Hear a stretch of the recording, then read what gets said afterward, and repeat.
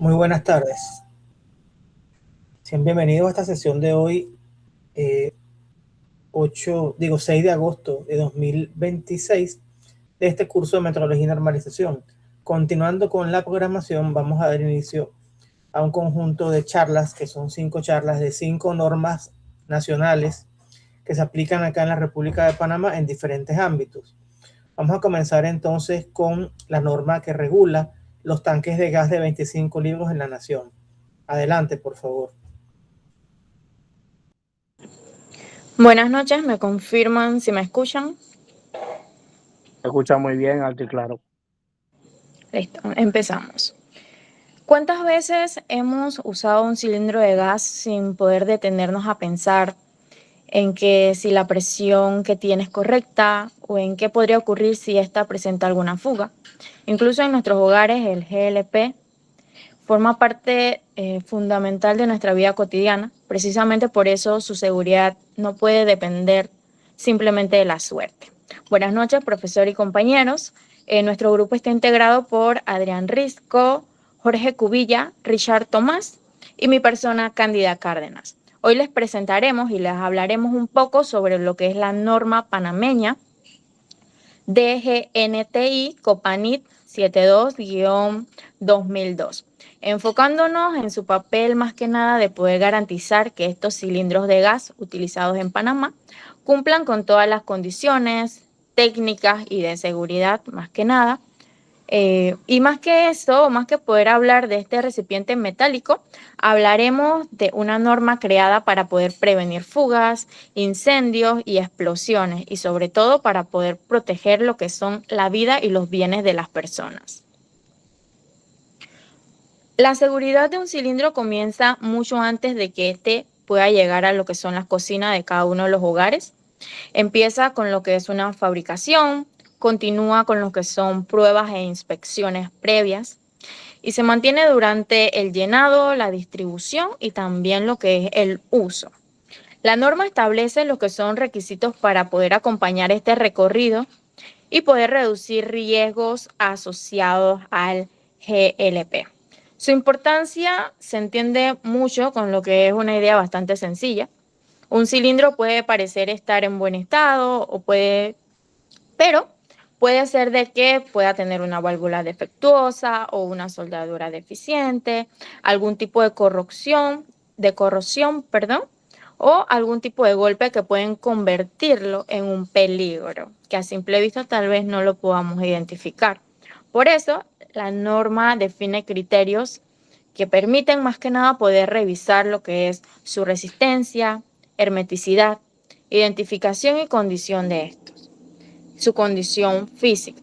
Entonces esto permite más que nada es que esto pueda cumplir, no es más que no solo cumplir con un trámite, sino más que nada que es como esa barrera preventiva entre un uso cotidiano y un accidente grave. A continuación, mi compañero les va a estar detallando un poco más.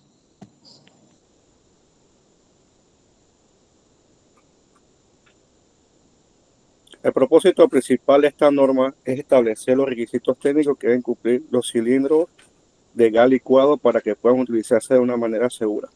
Esto implica comprobar que el recipiente tenga la resistencia necesaria, que sus componentes funcionen correctamente y que haya pasado los controles correspondientes antes de entrar al servicio.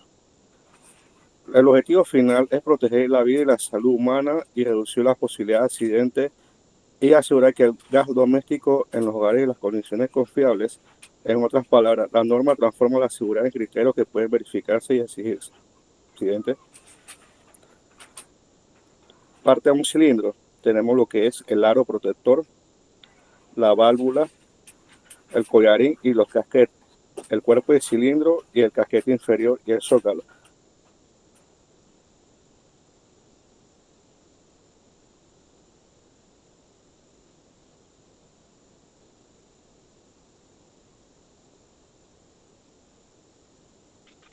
Como definición principal, el gas liquid petroleum gas es el combustible compuesto principalmente por propano y butano.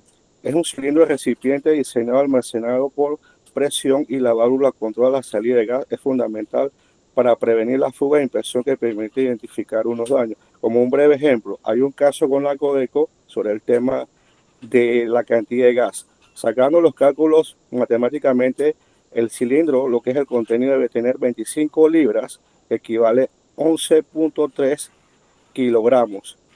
Y la capacidad con el gas y el compuesto debe ser 39.3 menos, vamos a decir, menos 14 a 15 la tara, establece que es 25 libras.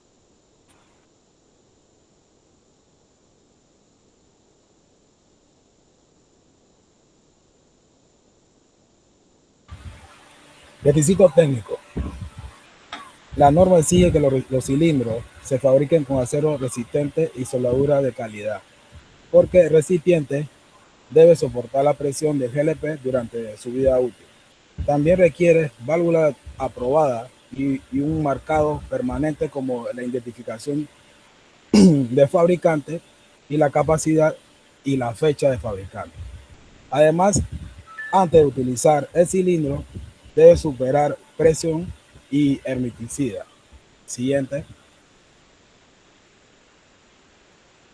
¿Quién aplica, ¿A quién aplica la norma? El cumplimiento de la norma no depende solamente de una sola persona. Involucra el fabricante, los importadores, la planta de llenado y la distribución y la empresa de inspección. Cada participante debe asegurar que el cilindro mantenga las condiciones exigidas y en cada etapa correspondiente. Los usuarios también forman parte de esta cadena. Deben observar que el cilindro evite golpes, malos olores y fuga. Si alguno detecta alguna anomalía como esa, deben reportarlo inmediatamente.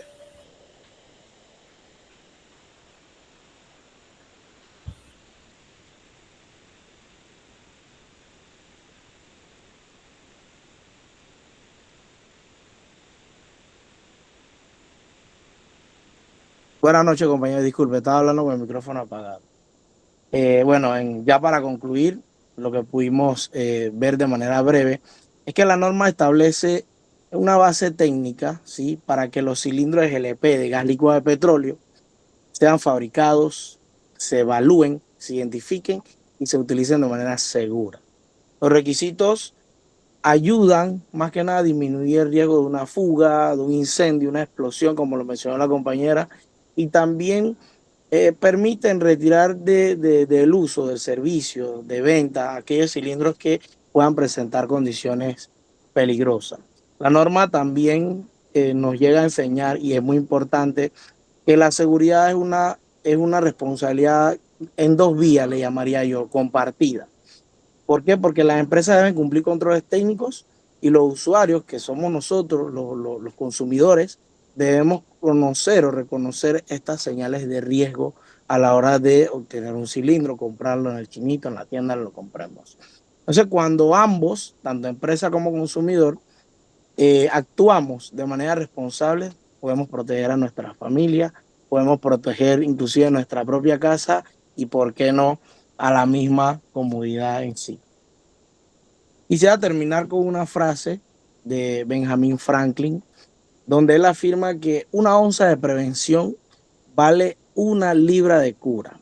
Esta idea resume, por decirlo así, el sentido de esta normativa, que es mejor inspeccionar, es mejor comprobar, siempre va a ser mejor actuar a tiempo antes que lamentar una consecuencia, un accidente que realmente se pudo evitar. ¿Okay? La seguridad no es solo cumplir con esto, como lo decía el profesor en clase, cumplir con una serie de requisitos técnicos que alguien escribió en un papel y ya, sino que es más, ¿cómo lo puedo llamar?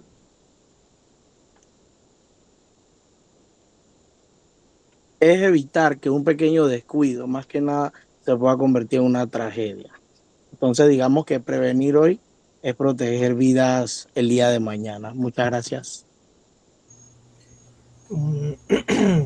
Muy bien, muchas gracias a ustedes. ¿Alguna pregunta, algún comentario de parte de los compañeros?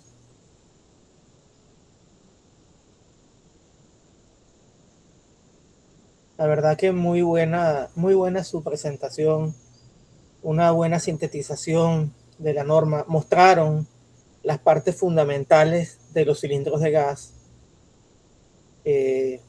Hicieron esa reflexión de un problema que se presentó hace poco con el tema de un reclamo que se formuló en la ACODECO. Allí, ese reclamo puede tener dos vertientes. Uno, una descalibración en la llenadora, y otro, una fuga. Y ya sabemos que las llenadoras también hay que calibrarlas de vez en cuando. Entonces, eso nos llamaría, si es una descalibración en la llenadora, es lo más fácil, pero si hay una fuga, eso nos indica que hay que ser más cautelosos con las inspecciones posteriores al llenado de estos cilindros de gas. ¿Preguntas, comentarios, dudas? No, yo justamente iba a preguntar sobre eso, profesor. Creo que nos saldría más barato para nosotros como sociedad que fuera un problema de descalibración. Un problema de que el control pues falló allí. El control en un cilindro que tenía que haber pasado por una serie de pruebas antes de ser llenado. Pero bueno, no tengo la... entendido que de lo que establece, vamos a decir, de que el problema se da por, creo que fueron como por 10 cilindros, de que no tenía lo que era el tema de la capacidad de la medida por libra. O sea que cuando el cilindro está vacío, vamos a decir, el producto en total debe ser 25 libras, solamente el gas. Cuando ya es llenado, se calcula el peso del cilindro versus el producto, que establece 39.3 libras, que equivale a 17 a 18 kilogramos. Entonces, eso se resta por la tara que está marcada en el cilindro y debe dar 25 punto algo, pero debe estar siempre en el margen de 25, no puede bajar. Sí, hay una tolerancia, 17.77 kilogramos aproximadamente. Sí, por eso digo que ojalá haya sido una descalibración en la llenadora que afectó a ese lote. Recuerden que esos son, no me acuerdo si era Panagas o Tropigas, creo que era Tropigas el cilindro. Las llenadoras de Tropigas. ¿Cómo? Eran ambos, creo. Creo que la noticia les comento que hay dos tipos de llenadoras que yo he visto aquí en Panamá. He tenido la suerte de ir a esas plantas de Panagas y Tropigas, y también he tenido la suerte y la dicha de estar en las plantas que hacen los cilindros. Uno los hacen en Correagua y los otros hacen en la industria panameña de cilindros, que forma parte del grupo Tropigas, y las instalaciones están en Chilibre y las otras están en Pacora. Bueno, profe, el tema por lo menos del tema de la fuga y el gas va tan delicado que en algún momento de la vida, hace como 3 meses, tuve la oportunidad de recibir un curso por parte de los bomberos, curso de extintores, y dentro de toda la formación que nos daba el cabo en su momento, él mencionaba de que, no sé si ha visto, la mayoría de las personas tenemos un gas conectado a una manguera que ya está amarilla. Ya la manguerita que va conectada a la estufa está súper amarilla, y él mencionaba de que esa manguera, cada posiblemente 2 o 3 años, dependiendo el uso, hay que reemplazarla, porque ella no se pone amarilla por el tiempo, sino precisamente por el químico que se le pone al gas para poder identificarlo cuando hay una fuga de gas. Entonces, tanto fue el trauma que yo tengo mi manguerita transparente. Yo la cambio cada vez que la veo medio manchada, aunque no cuente con el tiempo. Sí, por ejemplo, en los edificios, que es donde se usan los cilindros estacionarios, es decir, que va el camión de Panagas a Tropigas y hace el llenado, las mangueras que se usan internamente no se deben remover las etiquetas. Y esas mangueras tienen una vida útil de 10 años. A los 10 años ya hay que eliminarla. Y adicionalmente las pruebas de hermeticidad, que, bueno, tengo ciertas discrepancias con cómo se hace la prueba. Ojo, no quiere decir que como se hace actualmente esté incorrecto. Lo que no me gusta es que se hace solamente la prueba en frío. No se hace la prueba en caliente con los dispositivos conectados. Eso es lo que no me gusta de la prueba. La prueba lo que hacen es que sellan totalmente el sistema y primero ven si hay fugas, porque le colocan una presión, no recuerdo, es una presión muy superior. Esas líneas trabajan a presiones muy bajas, trabajan a una presión inferior a un PSI, trabajan las líneas de gas en los edificios. no recuerdo si son 20 PCI que le aplican a la tubería, por tanto ahí estamos súper bien. Pero el tema está en que no hacen la prueba una vez se conectan los equipos. O sea, eso es una crítica que yo hago, porque sí, se hacen todas las inspecciones, se lleva al cuerpo de bomberos, el cuerpo de bomberos ordena que se haga la instalación, pero después de eso no evalúan que los equipos estén bien conectados. Esa es la crítica que yo hago. ¿Qué hago yo? Yo pues hago la prueba en mi casa también. Yo agarro y una vez que me conectan el gas, que se abre la válvula del edificio, yo hago mi prueba con jabón, que las normativas internacionales establecen que se pueden hacer con jabón también. Es que le iba a comentar. Eso genera como un burbujeo. ¿Perdón? Eso si hay fuga, eso genera un burbujeo, la misma manguera. Exactamente. Bueno, así es. profesor, bueno, yo sí tuve fuga en lo que fue mi línea de gas instalada aquí en el edificio.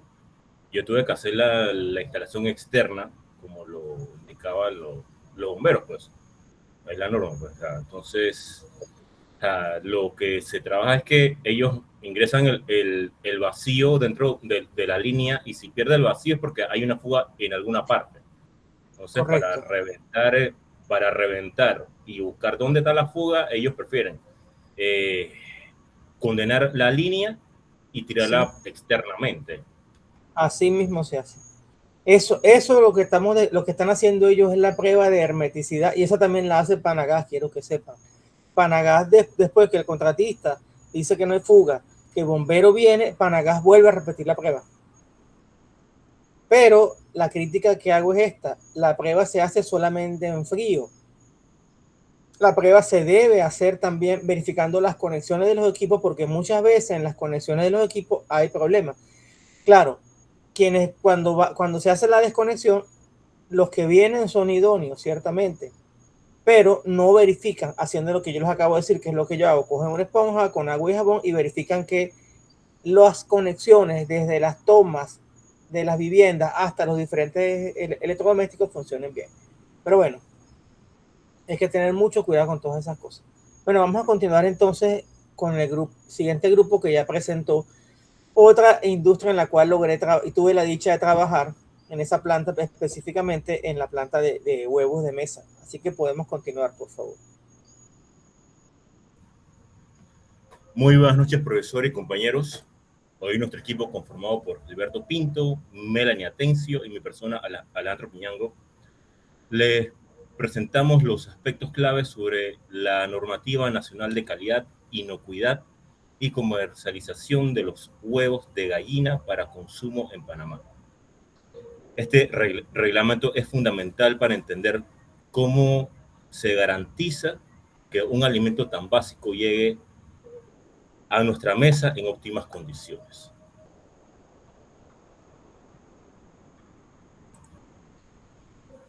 Para poner en contexto, esta normativa surge por una iniciativa directa de la Asociación Nacional de Avicultores de Panamá, conocida como ANAVI. El objetivo principal fue unificar los criterios técnicos entre las autoridades sanitarias y los productores locales. Esto era sumamente necesario, ya que reemplazó a la antigua norma Copanit del 2005, adaptándose a las exigencias modernas del mercado y garantizando un producto mucho más seguro y nutritivo. Los propósitos de esta regulación se centran en tres pilares esenciales. Primero, garantizar la inocuidad para proteger la salud pública, evitando brotes microbianos. Segundo, estandarizar los procesos mediante clasificaciones claras de peso y empaque, tanto para la producción nacional como la importada. Y tercero, proteger de forma directa al consumidor final, erradicando malas prácticas comerciales mediante un etiquetado transparente y fechas de expiración visibles. Desde un punto de vista físico y biológico, el huevo cuenta con una arquitectura perfecta diseñada para su protección. Tenemos la cáscara, que actúa como barrera mineral externa y cuyo color, ya sea blanco, rosado o marrón, no influye en su valor nutricional. En su interior encontramos la clara o albúmina, con su chalasas que sostiene la yema al centro, el disco germinal y la importante cámara de aire que se forma posterior a la puesta y nos indica la frescura.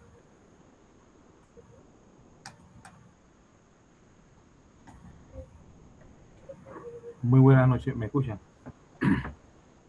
Sí, compañero. La siguiente diapositiva hablaremos sobre la clasificación, los tipos, pues, y clasificación comercial. La norma clasifica los huevos en dos grandes ramas. Por un lado, los tradicionales huevos en cáscara, que se dividen en frescos, con una vida útil aproximadamente máxima de 21 días a menos de 30 grados centígrados.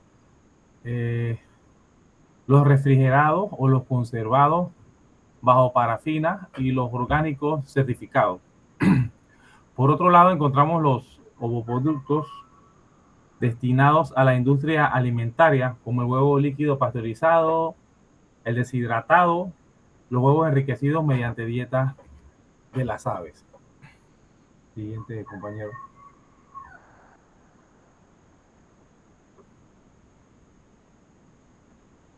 Categorías de pesos y tamaño. En cuanto a la clasificación por pesos, la normativa es sumamente estricta y se mide por docenas o medias docenas. Va desde la categoría jumbo, con huevos que superan los 65 gramos cada uno, pasando por categorías grandes, medianos y pequeños, hasta llegar al mini o cuajos. Esta estandarización es vital para que el comprador sepa exactamente qué cantidad de producto alimentario está recibiendo por su dinero. Siguiente, compañero. Los requisitos de calidad o iniquidad. Para que un lote de huevos sea aprobado para la venta, debe cumplir con unos estrictos controles de calidad. Más o menos la cáscara tiene que estar íntegra y perfectamente limpia, prohibiendo totalmente la comercialización del huevo roto mediante el uso de ovoscopios. Se verifica una clara firme y yema centrada. Además, se prohíbe terminantemente el uso de hormonas o esteroides en la cría de las gallinas ponedoras, asegurando un producto 100% natural. En los controles microbiológicos y sanitarios. El aspecto microbiológico es crítico en estas normativas.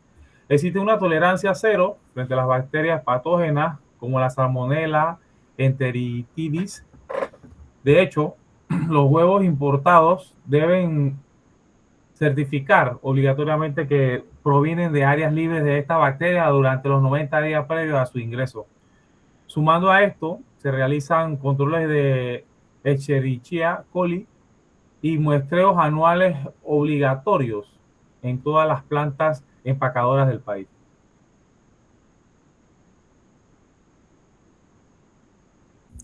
Buenas noches, profesor, compañeros.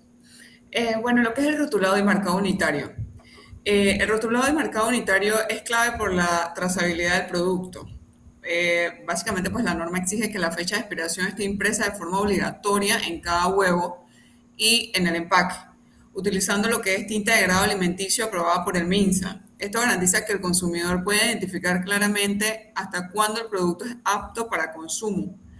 Además, se requieren los datos del registro sanitario que incluyen el código de la planta empacadora, lo que es la marca comercial, el domicilio del distribuidor. Esta información permite rastrear lo que es el origen del huevo antes de que ocurra cualquier reclamo o investigación.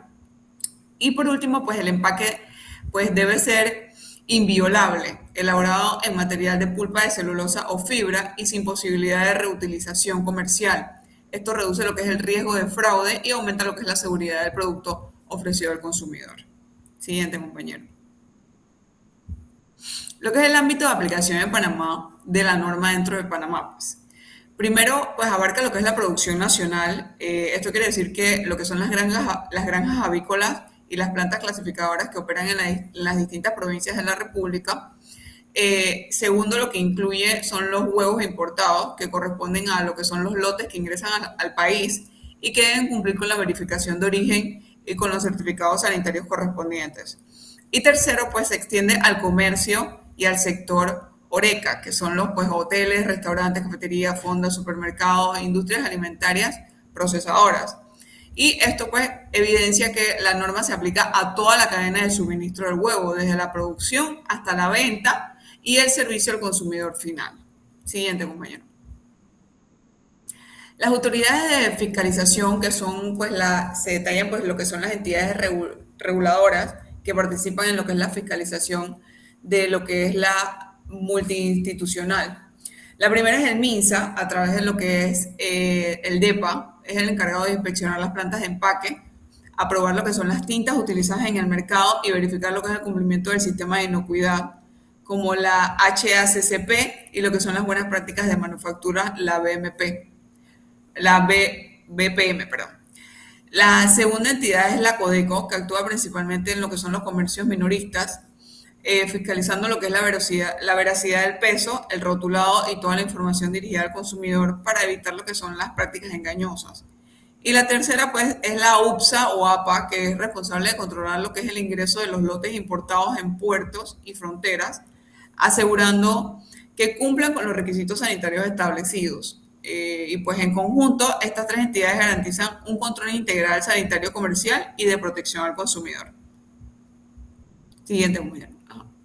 Lo que son las conclusiones e impactos pues, de la normativa.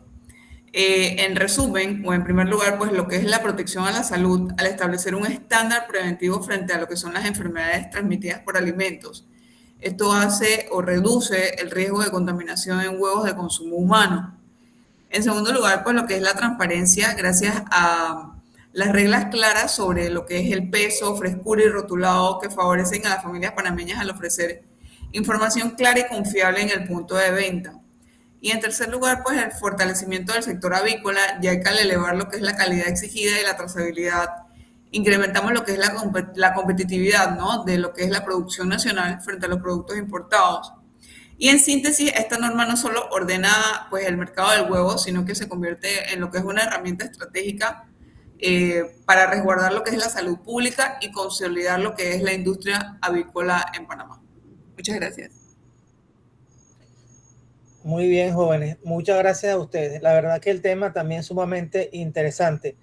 También tuve la dicha de trabajar en esa industria. Es una industria muy exigente, una industria muy demandante. Y es una industria actualmente que va desde pequeñas empresas que literalmente clasifican y empacan a mano, y por eso es que el peso se mide por docena o por media docena o por flag de 30 unidades. Hasta industrias sumamente modernas que tienen clasificadoras automáticas, incluyendo lavadoras en el camino y todo lo demás. El proceso de codificado, fíjense que si ustedes van al supermercado y ven de los grandes fabricantes, las grandes empresas, ustedes se van a encontrar que tienen una información con el nombre de la empresa, el lote y todo lo demás. Eso es justamente para ver lo que es la trazabilidad del producto. Y les comento una anécdota. ¿Qué sucede si usted está en una empacadora y se rompe una unidad en el camino? Sencillamente llega el empacador y lo cambia uno por otro. Y en una ocasión había una persona que era maliciosa y llevó una queja a la Codeco de la empresa en la cual yo trabajaba, diciendo que no se cumplía con la normativa. Era una persona que de verdad quería hacer daño porque pesó unidad por unidad. Y fue y puso su queja en la Codeco que había una unidad, que no cumplía con el peso mínimo indicado. Pero resulta que en el lote, la docena cumplía completo. De tal manera que ahí vemos una mala intención que hubo en ese caso, y por eso la norma es bien clara. Y entonces, como yo les decía a ustedes en otras clases, no piensen que hay mala intención por parte del fabricante, es que hay problemas operativos también, hay descalibraciones, hay roturas, hay sustitución, y sencillamente, si usted tiene 360,000 unidades que se empacan en un día en una empresa, en una planta, cambiar una por otra, pues digamos que es algo marginal, algo que prácticamente no tiene importancia. ¿Algún comentario, por favor, de Jorge Luis? Profesor, para dar un criterio, un comentario, bueno, yo que tengo un criadero de animales, a ver, de corral, por lo general, antes la mística o el tabú del tema de las gallinas, que la ponían bajo el tema de un foco para que la gallina pudiera tener mayor productividad, por lo menos las ponedoras. Por lo menos yo que tengo gallinas también utilizo también un sistema por incubación, pues cuando ya las gallinas no se ponen en postura, yo incubo huevos, o sea, con una incubadora que hace lo mismo que una gallina real y pasa el mismo proceso los 21 días y se da el nacimiento del pollito. Sí, y justamente hay muchos mitos en la industria avícola y yo otro día con gusto les puedo comentar todos los mitos que se han dicho por ahí y que yo los vi, no es que me los contaron, yo los vi que son mentiras. Bueno, vamos a continuar entonces con la norma del pan, otra industria que está dentro de mis favoritas y con la cual también trabajé durante muchísimo tiempo. Esta vez no directamente, sino como proveedor para diferentes procesos en la industria panificadora industrial de Panamá. En la industria panificadora de Panamá, perdón. Podemos continuar. Muchas gracias. Buenas noches, profesor, compañero. ¿Me escuchan? Sí, se le escucha muy bien, gracias. Ok, nuestro grupo está integrado por mi persona, Jessica Bristán, Norma Castillo y Luis Ortiz. En esta presentación analizaremos la norma DGNTI Copanit 18-2013, relacionada con la panificación y la confitería, específicamente con los requisitos que debe cumplir el pan elaborado o comercializado en Panamá. Durante la exposición explicaremos el propósito de la norma, los tipos de pan que reconoce, los requisitos de calidad, seguridad, su ámbito de aplicación y otros aspectos importantes como el empaque y el etiquetado. Para comenzar debemos entender qué es la norma Copanit. Es una norma técnica panameña que establece requisitos para asegurar la calidad, la inocuidad de distintos productos En este caso, la norma se concentra en el pan. Su finalidad es garantizar que el producto sea seguro para el consumo, tenga una calidad adecuada y se elabore bajo condiciones higiénicas. Además, protege al consumidor porque regula tanto la fabricación como la comercialización. Por ejemplo, una panadería no solo debe preocuparse porque el pan tenga buen sabor, sino también utilizar materia prima adecuada, mantener la higiene y evitar cualquier contaminación. El principal objetivo de esta norma es definir las características que debe cumplir el pan para poder comercializarse correctamente. También establece requisitos sanitarios obligatorios para garantizar que el producto no represente un peligro para la salud del consumidor. Estos requisitos sirven como guía para las panaderías y como referencia para las autoridades encargadas de realizar las inspecciones.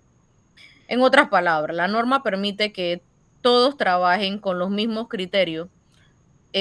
Por ejemplo, un fabricante y un inspector sanitario pueden utilizarla para determinar si un producto cumple con las condiciones de calidad, higiene y seguridad. La norma reconoce diferentes tipos de pan porque no solo tienen los mismos ingredientes, características o formas de preparación.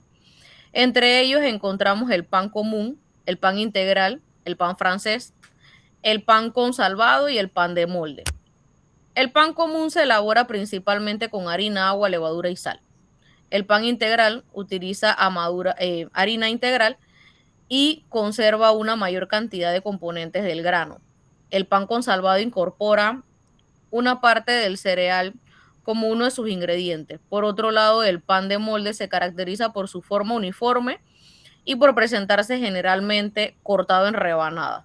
Esta definición permite identificar correctamente cada producto y evitar que se venda con un nombre que no corresponda con su verdadera composición.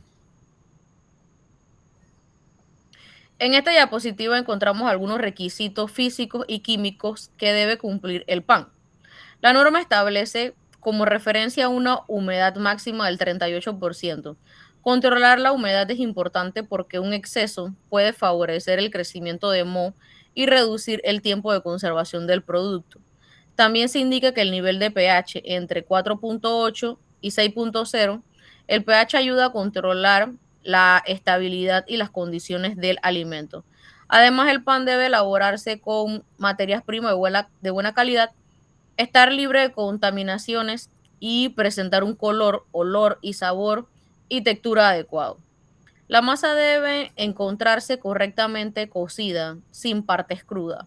Otro punto importante es que no debe contener bromato de potasio ni colorantes artificiales no permitidos. El bromato fue utilizado para mejorar la masa, pero representa un riesgo para la salud, por lo que está prohibido.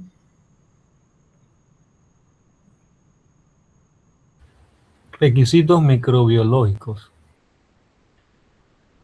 Además de revisar el aspecto, el sabor y la textura del pan, también es necesario realizar controles microbiológicos. Estos controles permiten detectar microorganismos, sustancias que podrían afectar la salud del consumidor, etc. Entre los elementos mencionados se encuentran la salmonela, el Staphylococcus aureus, los mohos y los hongos, también las aflatoxinas. La salmonela y el Staphylococcus aureus pueden provocar enfermedades transmitidas por alimentos. Los mohos pueden aparecer cuando el producto tiene demasiada humedad o se conserva de manera incorrecta. Las aflatoxinas son sustancias tóxicas que pueden ser producidas por ciertos hongos, principalmente cuando las materias primas, como los cereales, no se almacenan correctamente. Por eso el control debe comenzar desde la selección y la conservación de los ingredientes. Ámbito de la aplicación. Esta norma tiene un ámbito de aplicación muy amplio, porque incluye a todos los participantes de la cadena de producción y comercialización del pan en Panamá. Se aplica a las panaderías y fábricas que elaboran el producto, pero también a los supermercados, importadoras y distribuidores. Por ejemplo, un importador debe verificar que el pan introducido al país cumpla con los requisitos nacionales. De igual manera, un supermercado debe mantenerlo bajo condiciones adecuadas y revisar su fecha de vencimiento. También participan lo que son las autoridades sanitarias, que son las encargadas de realizar inspecciones, verificar cumplimientos y proteger la salud de los consumidores. Otro aspecto importante que tenemos, materias primas permitidas: harina enriquecida, agua potable, levadura, sal, azúcar, grasas, huevo, leche y aditivos autorizados. De empaque, protección contra humedad y conservación adecuada. Etiquetado obligatorio: nombre, ingredientes, peso neto, lote, fecha de vencimiento, país de origen y fabricante. Como conclusiones tenemos que la norma DGNTI-COPANIT, como pilar de la inocuidad alimentaria en Panamá, garantiza alimentos seguros para los consumidores finales, protege la salud pública nacional, uniforma los procesos de producción panificadora, establece criterios claros y exigentes de calidad, facilita inspección y control sanitario y promueve lo que son las buenas prácticas de manufactura.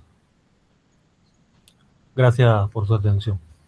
De esta manera, pues finalizamos nuestro análisis de la norma DGNTI-COPANIT 18-2013. Esperamos que la información presentada permita comprender la importancia de controlar la calidad, la higiene y la seguridad durante todo el proceso de elaboración y comercialización del pan. Muchas gracias.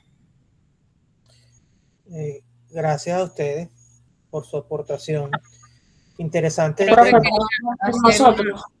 Quería hacerle una pequeña observación. Si bien es cierto, en el grupo de nosotros somos 3 personas, pero si nosotros solamente hablamos dos, nuestro compañero Luis no está, así que solamente estamos mi compañero Norman y mi persona Jessica Vista. Sí, claro. Claro que lo noté. Profe, ¿puedo ir después del compañero que va a presentar? Viene ahora el grupo número 2, el grupo de Adonai. No, mi nombre es Catherine Small, grupo número 1. Bueno, ya nos quedan dos grupos, el grupo 1 y el grupo 2. Bueno, gracias. Buenas noches, ¿tienen a la presentación a la vista? Sí, un momento que iba a comentar algo del PAN, está como un poquito acelerado el día de hoy. Sí, el tema del PAN, que fíjense lo interesante que nos han planteado acá, hay diferentes tipos de PAN, diferentes tiempos de cocción, diferentes preparaciones. Ahora, es importante en todo este proceso que estamos estudiando seguir siempre las buenas prácticas de manufactura, especialmente en la industria alimenticia. ¿Por qué? Porque y aquí nos ayuda mucho lo que es esta ciencia, lo que es la metrología y lo que es el mantenimiento preventivo. Creo que les comenté en una oportunidad. Cuando hay alguna descalibración, por ejemplo, en lo que son las cintas transportadoras que giran a una velocidad mayor o menor, o se pierde lo que es la temperatura en esos hornos de producción continua de pan, sencillamente ya el pan no queda igual. Entonces, o se quema o queda crudo, entonces sencillamente ahí sí es verdad que no se puede ir hacia atrás, ahí hay que perder ese lote porque no va a cumplir con las condiciones. Y adicionalmente a eso, existen también, como lo comentó el grupo, no recuerdo cuál fue el grupo que lo comentó, creo que el grupo que trató de los juegos de mesa, las HACCP, que lo que persiguen es justamente identificar esos puntos de control. Por ejemplo, acá hay que colocar puntos de control en lo que es la inspección de la harina. Hay que colocar puntos de control en lo que es la salida del horno. Colocar puntos de control una vez se ha empacado el producto para detectar la presencia de contaminantes, para detectar que tengan el peso indicado. Inclusive, hoy en día, hasta control en lo que es la codificación del paquete, para saber que esté bien claro el número de lote, la fecha, la hora de producción, entre otras características que se imprimen allí en la fecha de caducidad en esos paquetes.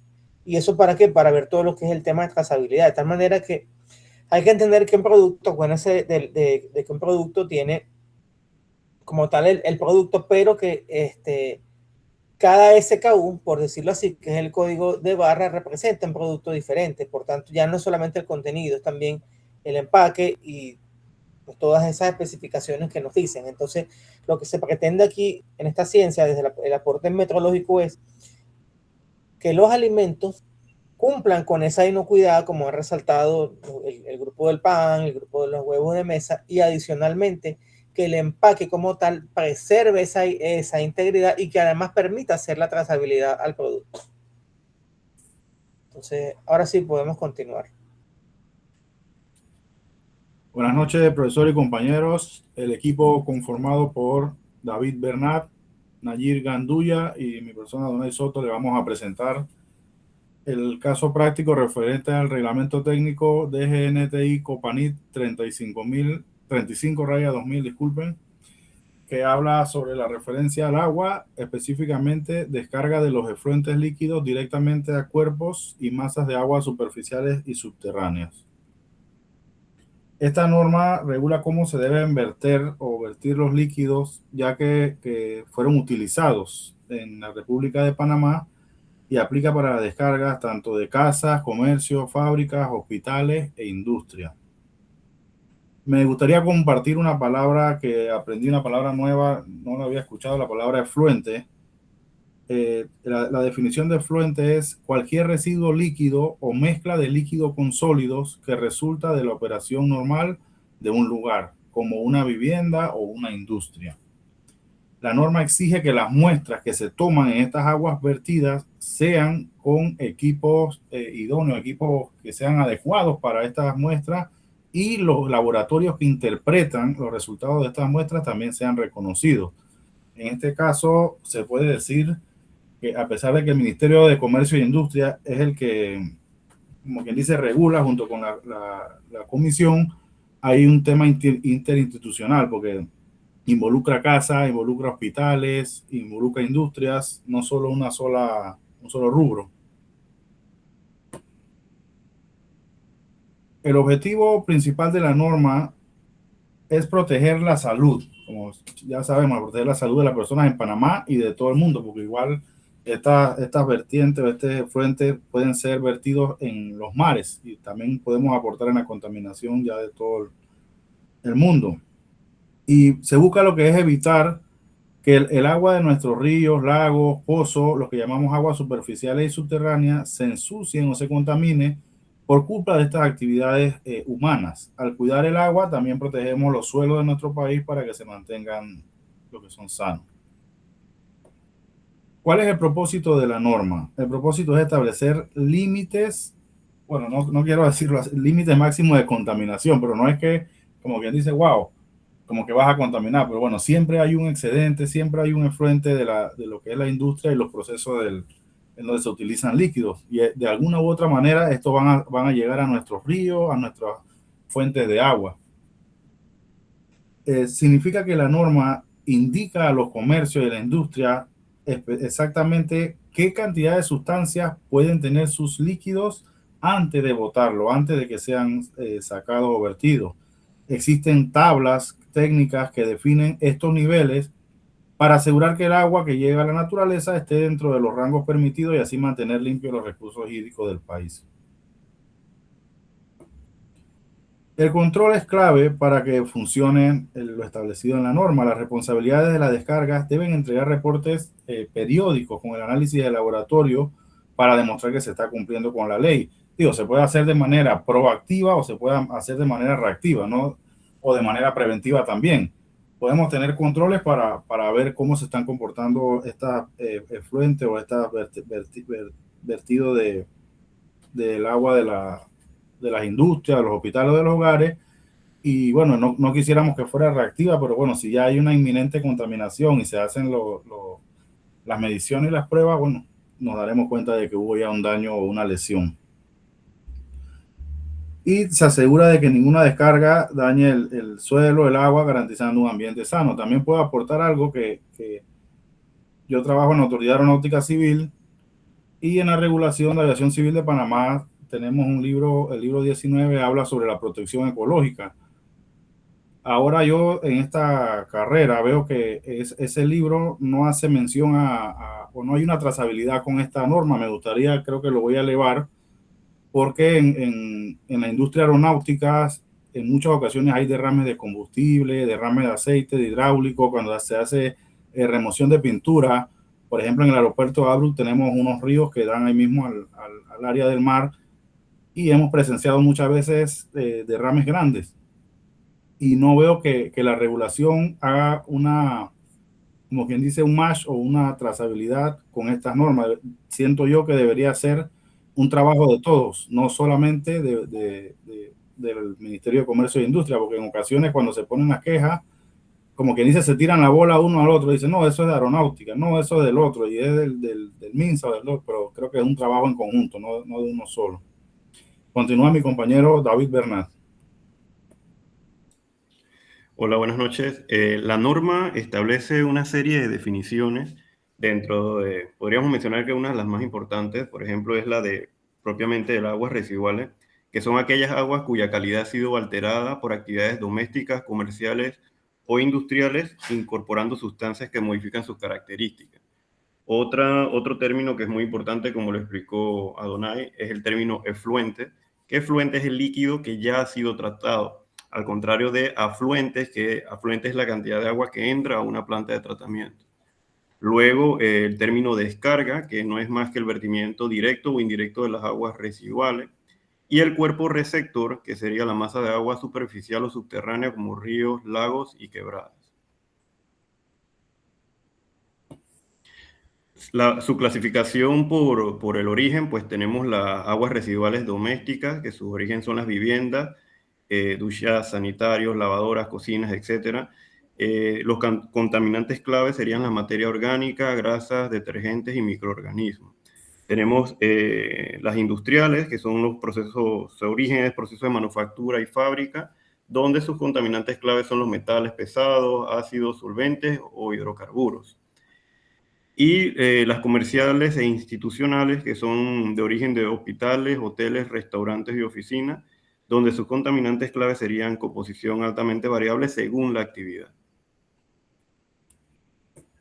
La norma establece una serie de requisitos.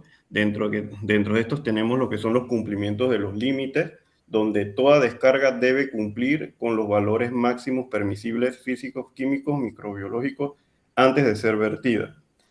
Prohibición de la dilución. No está permitido mezclar agua limpia con el efluente únicamente para disminuir artificialmente la concentración de contaminantes. Como mencioné hace un momento, efluente es el agua ya tratada. Y lo que se menciona acá es que no vas a agregar agua al producto que tienes después que pasa por tu planta de tratamiento para así indicar de que cumples con la norma.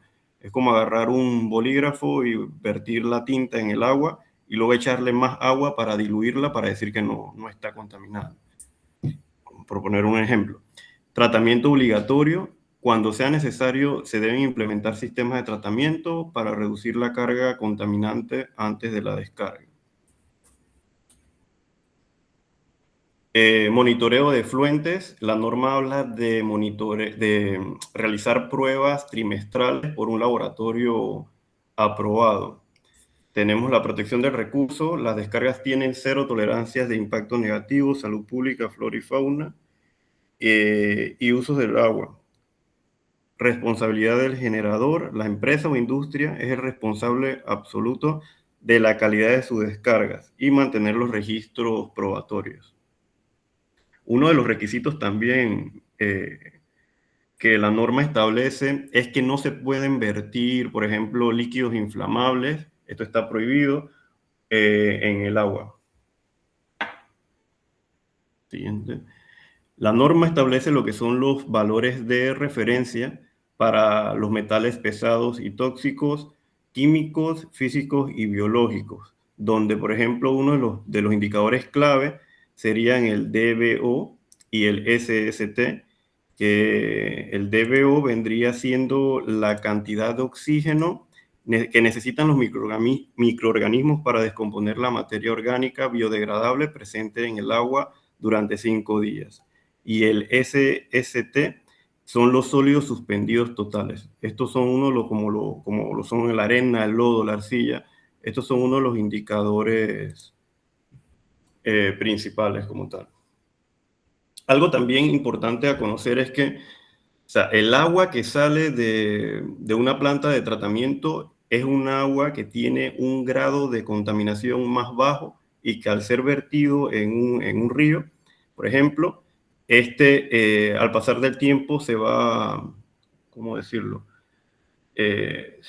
Descomponiendo, o que no va a ser agresivo, por ejemplo, contra la fauna o los organismos que están en el río, por ejemplo. Pero sí va a haber no es que sale totalmente limpia, pero sale con unos parámetros ya establecidos que permiten la convivencia con el medio ambiente. Buenas noches. Ámbitos de aplicación. Las descargas directas, que aplica el vertido que va directo a lo que pueden ser ríos, lagos o mares, no al alcantarillado, porque ya ese es otro reglamento. Actividades reguladas, cubre a todo emisor doméstico, comercial o industrial, sin importar el tamaño. Aprobación de tratamiento. Antes de descargar hay que tener un sistema de tratamiento y la descarga debe ser autorizada de manera formal. Caracterización de efluentes. El emisor debe reportar qué contiene su efluente, en qué cantidad, y mantener el caudal controlado. Prohibición de dilución. No se puede mezclar el efluente con el agua limpia para bajar la concentración. El tratamiento debe ser real. El manejo de lodo y sedimentos del tratamiento no pueden ir el cuerpo de agua. Se manejan como residuos aparte.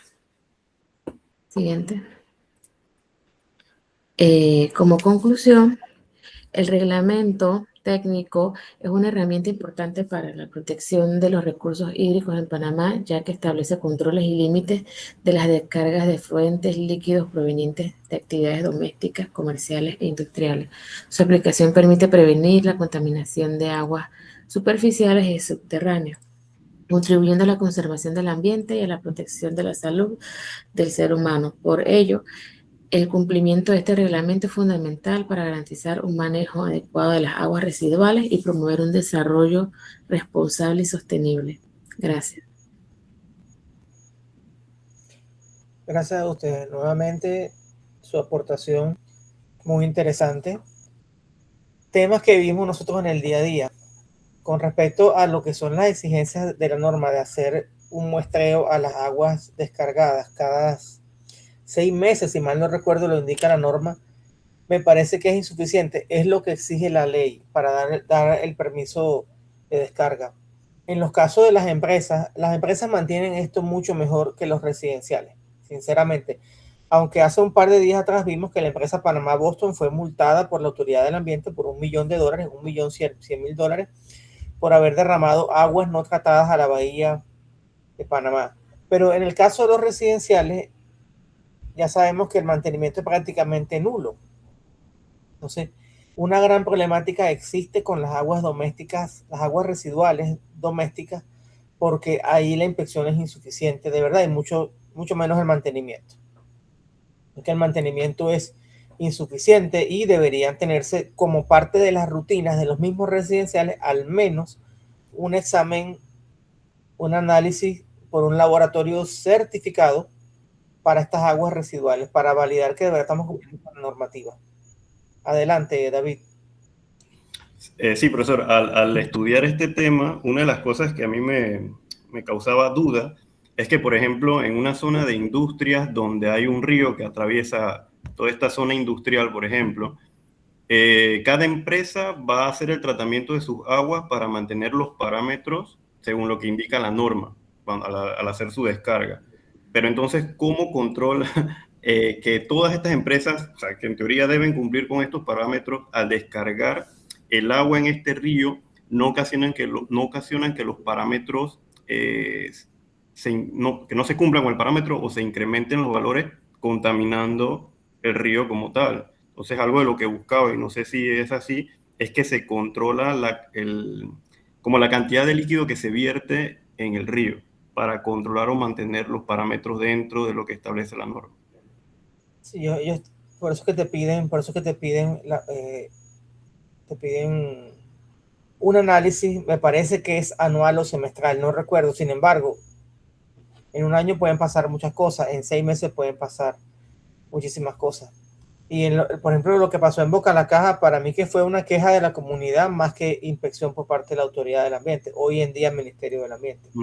Son temas sumamente complicados. Fíjense que con esta industria también tuve la oportunidad de trabajar internamente. En la empresa donde yo trabajé había varias plantas de tratamiento de aguas residuales, así que algo conozco del tema, y también conocí a varios contratistas que diseñaban, construían y mantienen plantas de tratamiento de aguas residuales. Y ahí como todo, había empresarios muy meticulosos, muy cuidadosos, que tenían siempre sus plantas en óptimas condiciones. Y ellos mismos solicitaban hacer sus inspecciones. Ellos, para cuidarse en salud, hacían sus muestreos con una frecuencia mucho mayor que lo que le exigía la ley. Y por supuesto, uno va viendo, cuando tú estás pendiente de tu planta, que la planta esté funcionando siempre bien, que los aireadores estén funcionando bien, que las bombas estén funcionando bien, que los equipos de desinfección estén funcionando bien, se esperaría que tu descarga esté dentro de los valores permitidos. Y esos valores permitidos tenemos que estar claros que siguen siendo aguas con un cierto grado de contaminación, pero que la capacidad de depuración natural del cuerpo de agua, bien sea el río, bien sea el lago o el mar, permite agarrar esos contaminantes y descomponerlos e integrarlos pues a lo que es la vida en el ecosistema acuático. Muy bien, vamos a continuar ahora con el último tema, si mal no recuerdo, es el de agua potable. Con el último grupo ya. Correcto, profe. Procedo a presentar. Buenas noches a todos. Gracias. Dicen que los últimos serán los primeros.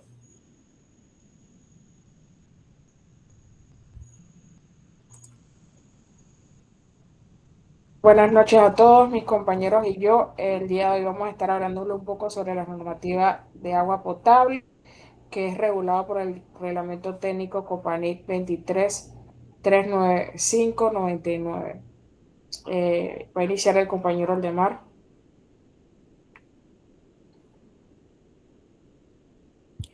Bueno, de hecho voy a iniciar yo. Buenas noches a todos. Nuestra presentación se divide en 5 grandes aspectos. Primero analizaremos el objeto de la norma y su respaldo legal. Definiremos los conceptos técnicos clave como el valor máximo permitido. Revisaremos las tablas de requisitos físicos, químicos y biológicos. Y finalizaremos con los métodos de ensayo y muestreo requeridos. Siguiente, por favor. Ok. Esta reglamentación fue promulgada por el Ministerio de Comercio e Industrias mediante la Resolución 597 de 1999 y fue publicada en la Gaceta Oficial.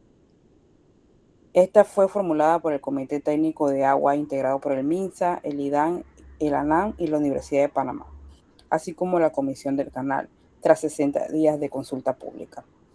Siguiente. Ok. Entrando ya en el primer tema, nosotros examinaremos el objeto esencial de la norma. ¿Qué busca esta norma garantizar en el reglamento técnico? Bueno, básicamente este establece un estándar sanitario riguroso e innegociable que debe cumplir el agua destinada al consumo humano en todo el territorio panameño. Este tiene 4 tipos de requisitos. El numeral 1.1 establece que el reglamento fija los requisitos indispensables en 4 dimensiones sanitarias. Los físicos, como el olor y la turbiedad; químicos, abarcando metales y plaguicidas; biológicos, enfocados en bacterias; y radiológicos, que regulan la radioactividad alfa y beta global. Siguiente. El propósito primordial de esta norma es la protección de la salud pública. Basada en las facultades del Código Sanitario y la Dirección General de Salud Pública del MINSA, esta norma busca prevenir enfermedades de transmisión hídrica y garantizar su suministro seguro y confiable para toda la población panameña.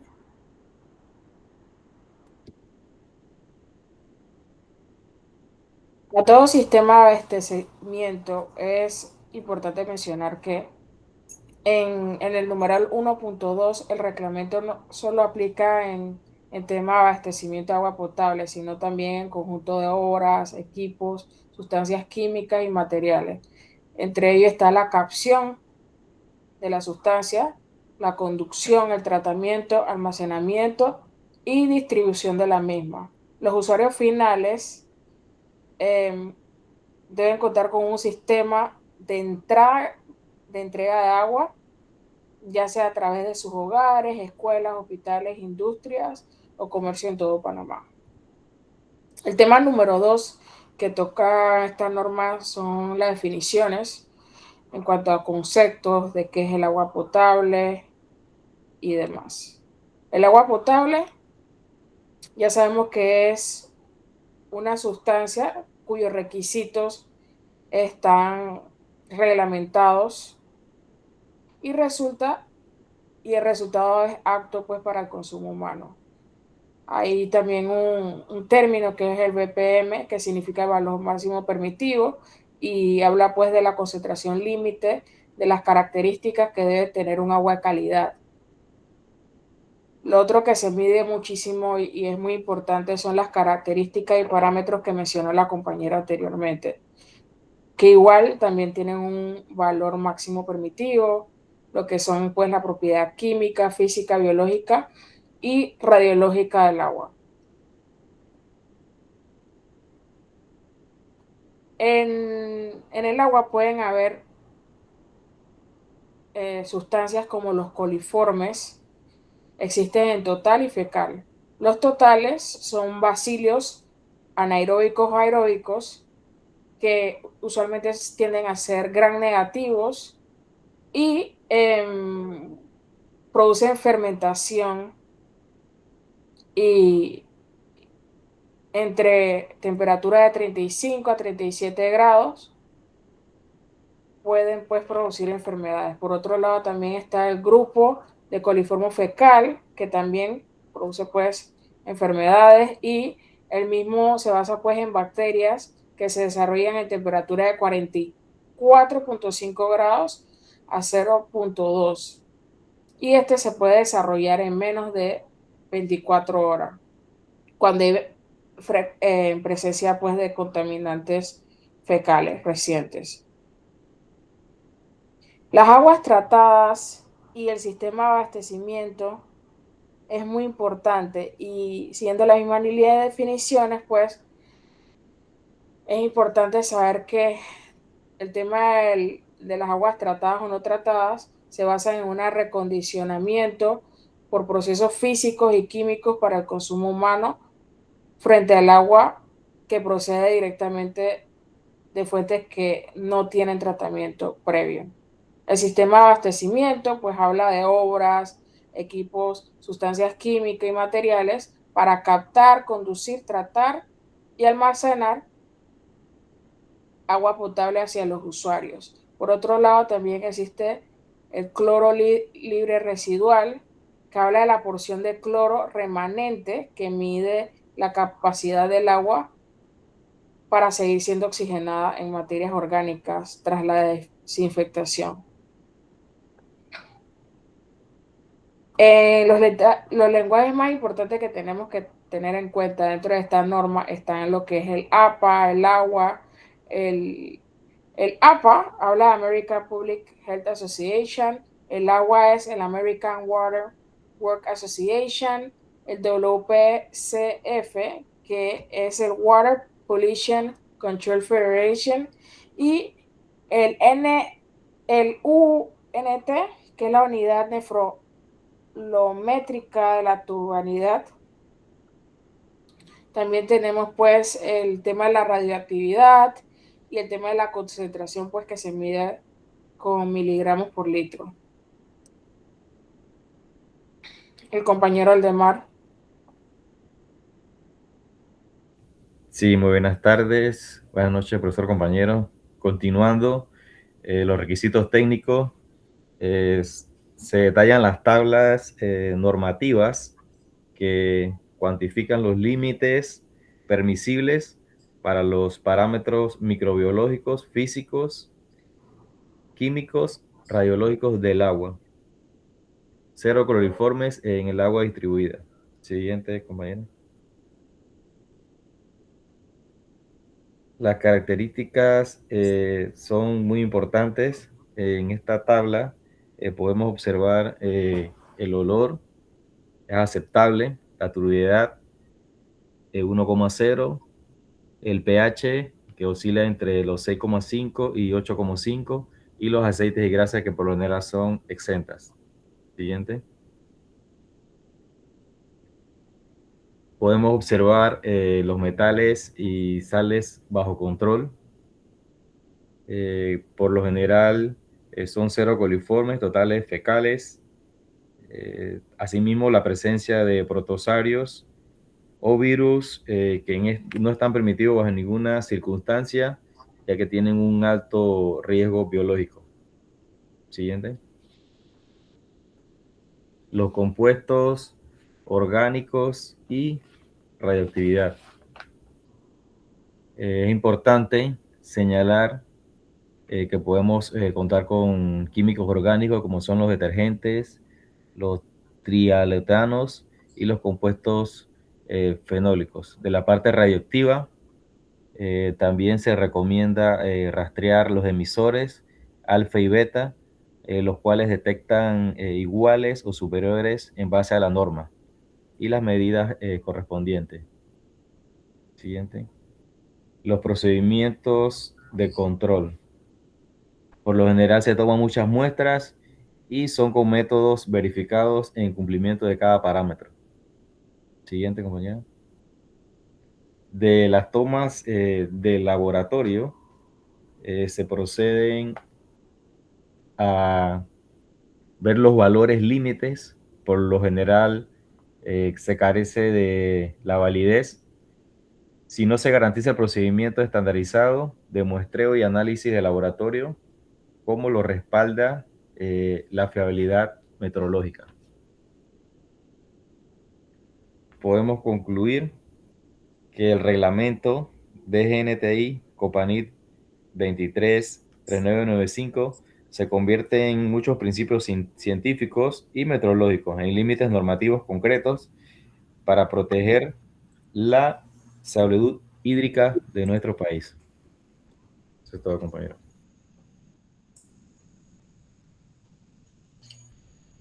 Muy bien, jóvenes. Muchas gracias. Se cumplió la meta. Los grupos se ajustaron a los tiempos indicados. Vieron que sí era fácil, hacer uso de su capacidad de síntesis para que en una hora toditos nos escucháramos, pudiéramos hacer algún que otro comentario, alguna que otra observación y aportes. Como ustedes verán, todas las normativas que hemos estudiado esta noche, todas esas normas son de uso corriente, están a nuestro alrededor, porque todos los días hacemos usos del agua potable, todos los días producimos aguas residuales, tal vez no todos los días, pero sí comemos pan con muchísima frecuencia. El pan es un alimento fundamental en la alimentación nacional. Usamos tanques de gas, y si no usamos tanques de gas de 25 libras, pues en algún momento lo hemos utilizado.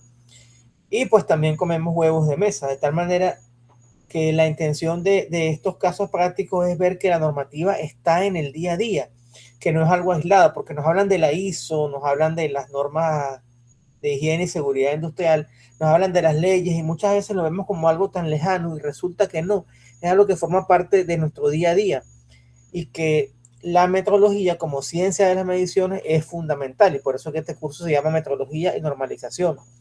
Ustedes como ingenieros industriales en formación ven la importancia entonces de que los procesos estén bien normalizados, que se hagan mediciones, que se tengan KPIs, o sea, esos indicadores clave de éxito, que se tengan esas métricas para garantizar que todo el proceso de calidad, todo el proceso de producción, cumpla con los diferentes requisitos en cada etapa, y al final el producto o el servicio que se genere sea un producto o un servicio que cumpla con las especificaciones y por tanto sea un producto de calidad. Con respecto al tema del agua potable, tema fascinante. También he tenido la oportunidad de trabajar con agua potable. Es un tema que me pareció sumamente fascinante, una de mis primeras experiencias como ingeniero. Me ha acompañado hasta ahora. Hace poco me acompañó el tema del agua potable y la verdad es que es sumamente interesante. Allí uno comprende, entiende todo lo que hay que hacer para que el agua nos llegue a los grifos, que debería llegarnos 24/7, que es la misión que debería cumplir el IDAM. Vemos allí toda la importancia de preservar esas fuentes de agua, de preservar las aguas superficiales, es decir, los ríos, los lagos, de preservar también el mar, porque, por ejemplo, yo esta mañana conversando con mi esposa, yo le decía que más allá del proyecto de Río Indio, que tiene un impacto ambiental tremendo, no sé, no me hubiera gustado ver los cálculos, según me dijo una vez una persona, cuando sacaron las cuentas, sí era mejor hacer el embalse de Río Indio, pero yo me pregunto si no era mejor hacer unas plantas desalinizadoras. Y así digamos que porque el impacto ambiental del proyecto del Río Indio es muy grande. Realmente cuando usted es un área boscosa, usted la inunda, allá ocurre una transformación de ese mercurio, que el mercurio existe en la naturaleza, pero no es el mercurio de los termómetros, ni tampoco es el mercurio de las explotaciones mineras, que se usa el mercurio para hacer amalgamas, es decir, que se forma una amalgama como una suerte de masa donde tienen las partículas de oro con el mercurio, y después el mercurio lo puedes retirar y lo terminas lanzando también al medio ambiente. Pero el hecho es que cuando se dan esos procesos y se forman esos lagos artificiales, ocurre un cambio, una suerte de mutación en lo que es el mercurio que está presente en la naturaleza, y se convierte en ese mercurio que es tóxico, que es el que se elimina, se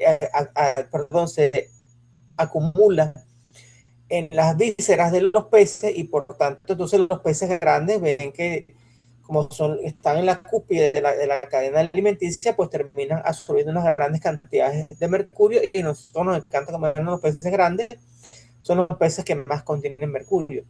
Entonces, yo de verdad que hoy no justifico que en un país como Panamá, que tiene tanta agua, una gran abundancia de agua, y que está rodeado por agua por todas partes, tiene agua, tiene dos océanos, nada más y nada menos, y una separación bastante pequeña entre uno y otro. Creo que el punto más angosto de Panamá no tiene ni 80 kilómetros. Entonces, no se justifica que tengamos el problema de agua cuando hay tanta tecnología y se pueden hacer plantas desalinizadoras por doquier.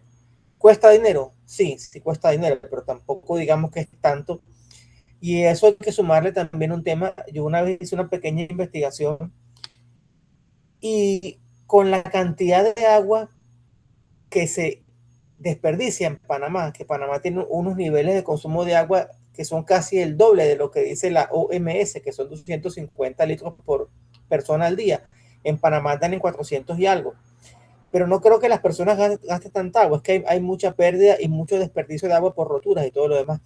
Si ese consumo se lograra bajar a lo que dice la OMS, el país pudiera percibir unos ingresos anuales de 400 millones de dólares, que fueron los cálculos que yo hice, estimando lo que se deja de utilizar para efectos de esclusaje en el canal de Panamá o de venta de los barcos. Eso era más o menos la cifra que yo obtuve. 400 millones de dólares anuales nos cuesta el desperdicio del agua en la nación, y con sinceridad, yo creo que reparar todos los sistemas de agua de Panamá, todos los acueductos, todas esas líneas, no cuesta esa cantidad de dinero, cuesta muchísimo menor, pero realmente lo que no hay es voluntad. Adelante, Cubilla. No, por eso el punto Cubilla, desalinadora levantó la mano. es un punto. Sí, por eso era el tema de la desalinadora que estaba indicando usted. Por eso me escucha. Adelante, compañero. ¿Me escucha? Cubilla, tiene la mano levantada. Por eso me escucha. Sí, claramente. El tema de la... Sí, claro, se le escucha bien. Usted comentó algo de las desalinizadoras para tener agua potable y agua para otros usos. Exacto. Es un sistema muy, muy importante. Por lo menos yo lo vi en el tema cuando lo utilizan los barcos, cuando utilizan el proceso de la transformación de agua en mar, para que el agua se convierta en agua prácticamente agua dulce, pues agua potable, por sistema de osmosis inversa.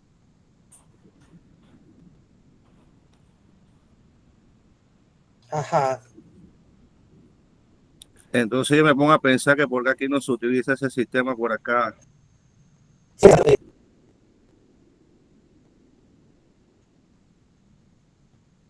Bueno, realmente es, como les decía, sí es costoso, pero digamos, o sea, las embarcaciones tienen estos dispositivos que los llaman watermakers, justamente fabricadores de agua. Succionan agua del mar, y esa agua del mar pues es filtrada, después aplican osmosis inversa y tienes un agua potable de excelente calidad, tiene buen sabor y todo. Yo la he probado.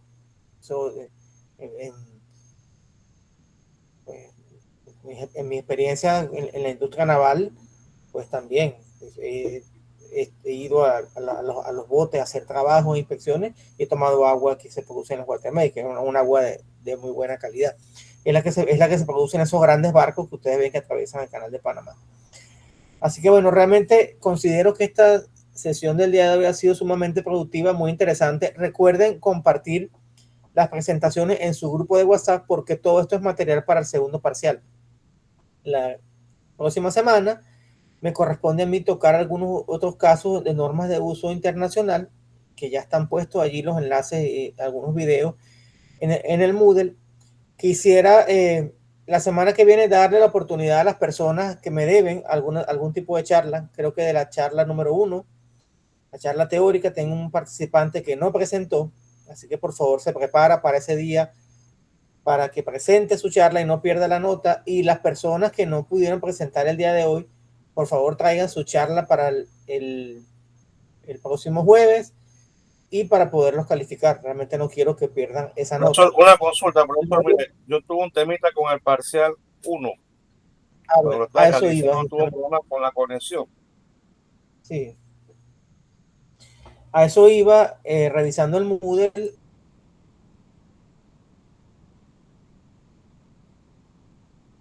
me encontré que hay aproximadamente unos 5 de ustedes que no pudieron realizar esa evaluación. Una persona me escribió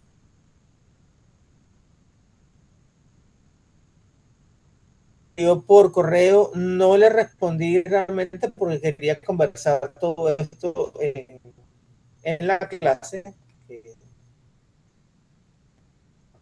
Tengo aquí 1, 2, 3 o cuatro compañeros que no realizaron el parcial. Tenemos aquí a Jessica Bagistán, tenemos a Castillero, no aparece acá. En Nayib, que estaba por ahí también, que fue quien me escribió que no le respondí, me puso por eso, y Adrián. Son los compañeros que no aparecen, parecen no presentaron el parcial.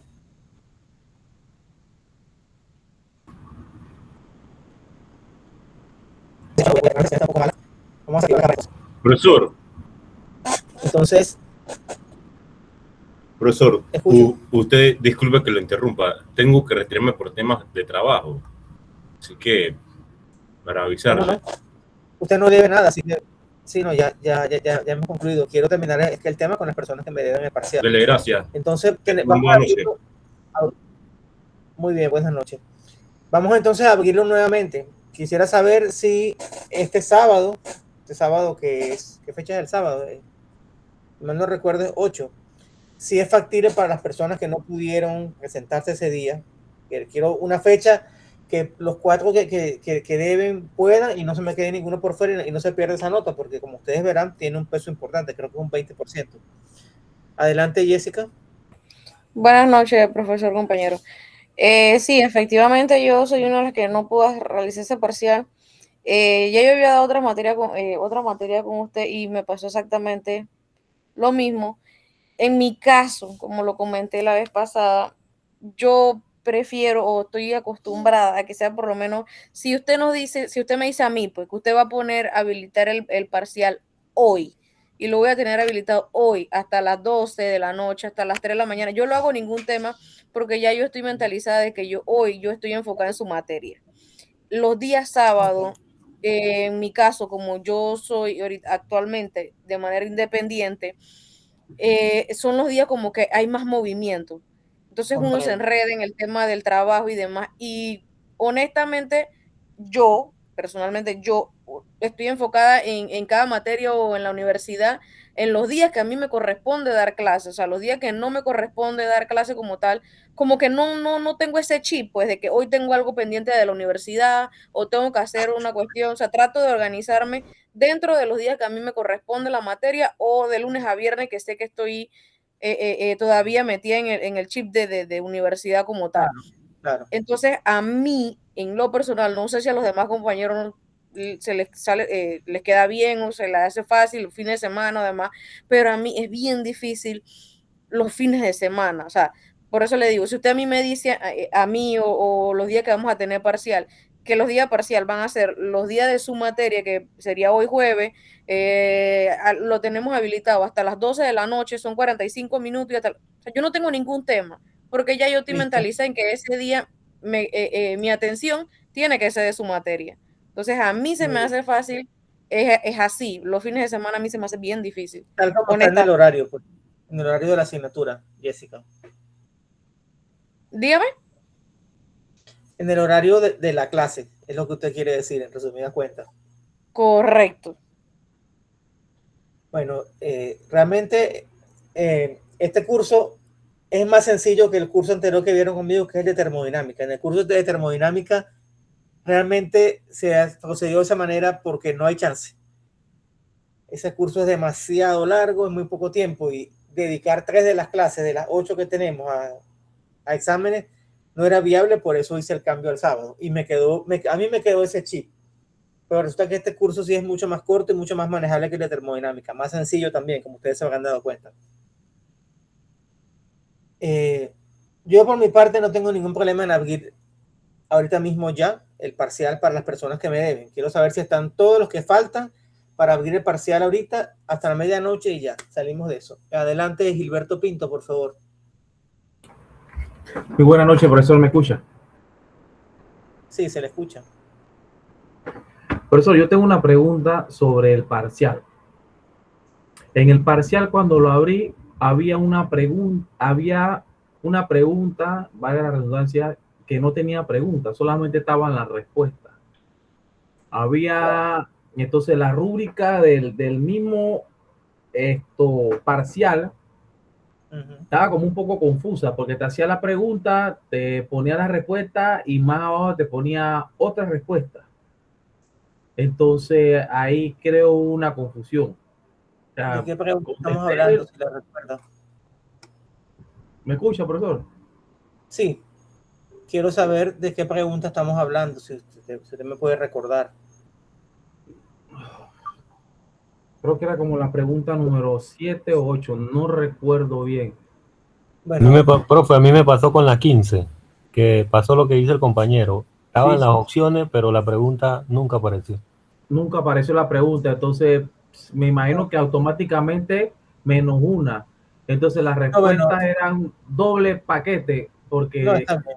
no sé Lo que voy a hacer, si la misma plataforma está diseñada para que filtre casi dos paquetes de respuestas, porque arriba te ponían la respuesta y después abajo te ponían de que combinadas, o sea, que cuántos tipos de combinadas. Yo digo porque es primera vez en mi vida que no sé si es que estoy desactualizado o qué, me puedo estar equivocando, que veo algo así con dos preguntas y yo las he visto de que la A, la B, o todas las anteriores, ninguna de las anteriores, pero así tantas repetidas me crean, o sea, de verdad que me creó un poco de confusión ahí en ese parcial y el tiempo avanzando, que era lo más triste.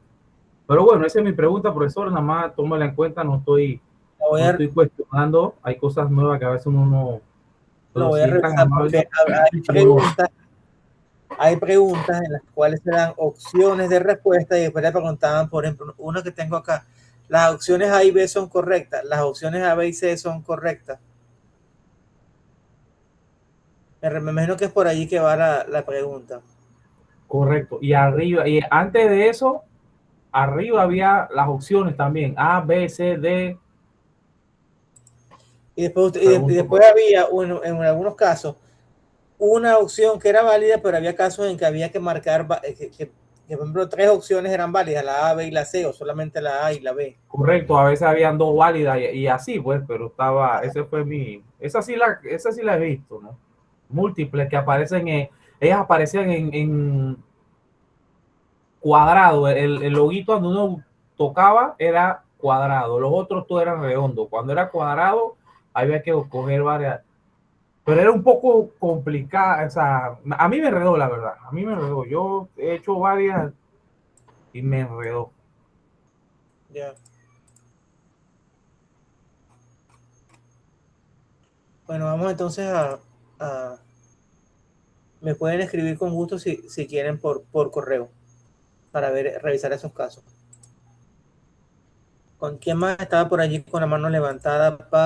Tenemos a Cubilla, ¿y quién más?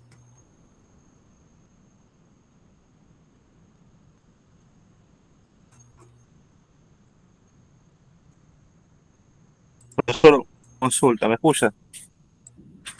Sí, sí lo escucho. ¿El parcial se habilita hoy o sería el sábado? Lo puedo habilitar hoy. Lo puedo habilitar hoy porque realmente los parciales deberían aplicarse los días en que hay actividades. Es el deber ser.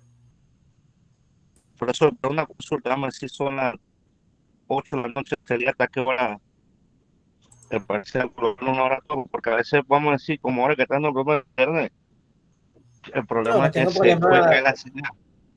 Claro, no tengo problema en dejarlo abierto hasta las 8 de la mañana. Así que no hay problema. Perfecto, hasta el día 7 está bien, hasta las 8 de la mañana está bien. ¿Quién más me debe el examen por allí? Para abrirlo de una vez ya. Yo, profe, yo debo el examen. ¿Te parece bien que lo hagamos ahorita y tengan hasta las 8 de la mañana para ver el examen? Sí, sí, estoy de acuerdo porque es como más fácil, como dijo la compañera, ya estamos en la materia y nos enfocamos Está en bien. eso. Y también estaba, lo que se retiró todos los compañeros que lo debía. No es Adonai, no recuerdo quién era.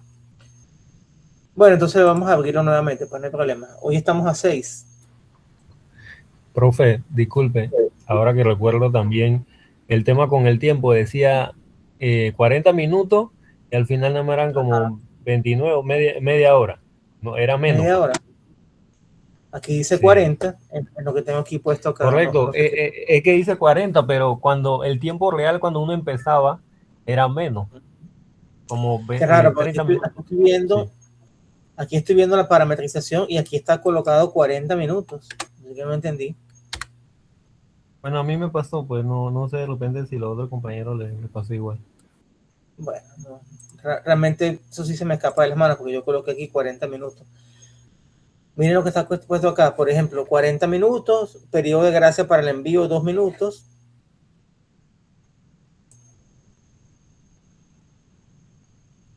Y restricciones de acceso, vamos a colocarlo de hasta las 8 de la mañana. Hasta las 8 AM.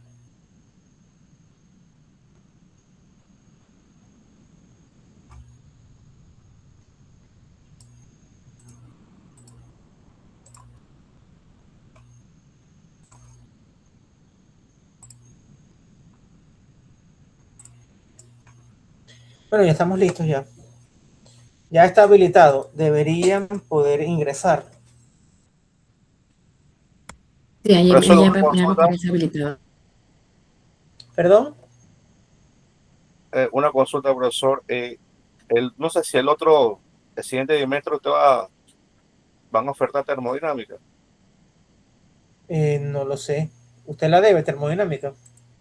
Sí, yo tengo que hacerla. Termodinámica históricamente la dictan una vez al año. Igual que este curso lo están abriendo una vez al año, a menos que la demanda pues sea tal que se amerite, pero usualmente una vez al año es que se abre termodinámica.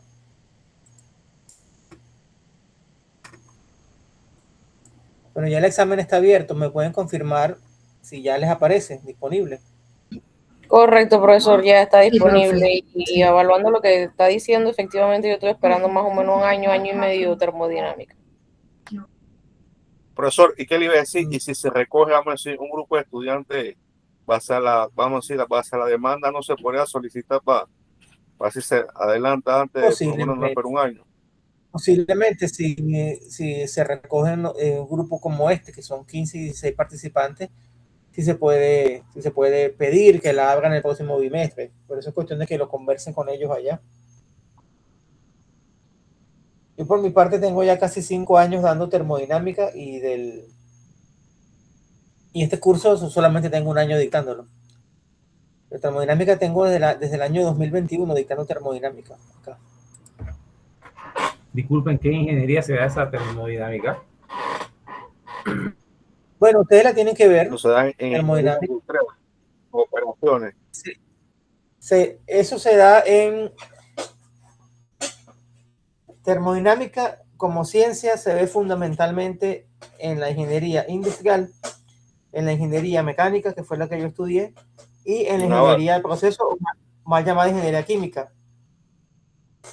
En física, la gente que estudia física, la gente que estudia química pura como ciencia, también ven termodinámica. Y ustedes como ingenieros industriales tienen que ver termodinámica y ustedes ven un mix, ustedes ven una parte, 2/3 partes del curso es termodinámica y 1/3 del curso es mecánica de los fluidos. Miren, vamos a finalizar con la grabación, que nos hemos extendido con otros temas que no son propios de la clase de hoy. Vamos a detener la grabación.